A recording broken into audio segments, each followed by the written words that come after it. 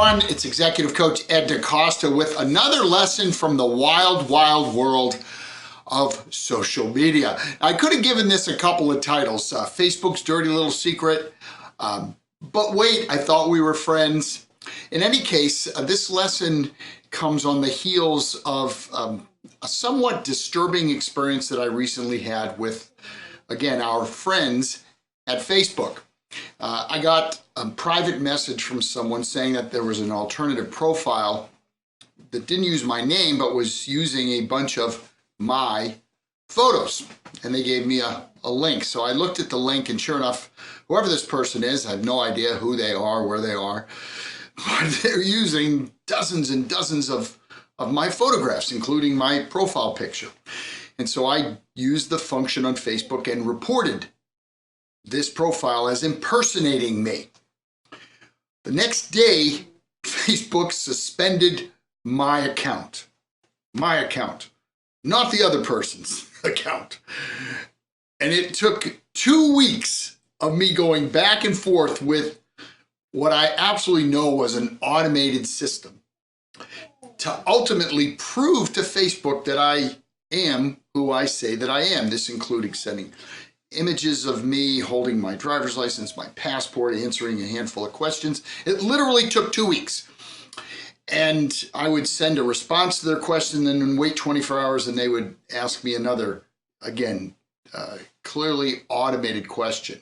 And I resisted the temptation to jump up and down and yell because, again, it was an automated system. But ultimately, I was able to prevail and got my profile back on Facebook. And I've done a lot of research, and I'm no expert. I'm certainly not an intellectual property attorney, but suffice it to say that Facebook has the right to use the content that you put up on Facebook. It's not technically true to say that they own your intellectual property, that you are the owner of, but they have certain rights to use those images, even other people using those images, even for intentions that you don't like. Now, again, the point of this is not to bash Facebook. After all, they have nearly 2 billion users. So if you just wrap your head around the math associated with serving 2 billion customers, you know, the old, if only 1% of the customers asked a question on a particular day, well, for them, you know, that would be what? That would be 20 million questions a day. So the scale is beyond what most organizations ever have to deal with. And so I'm not bashing them for that. It did take a long time, but there's another point to be made, and that is for those of you that are business owners. As a coach, as a trainer, I deal quite a bit with small, mid-sized businesses.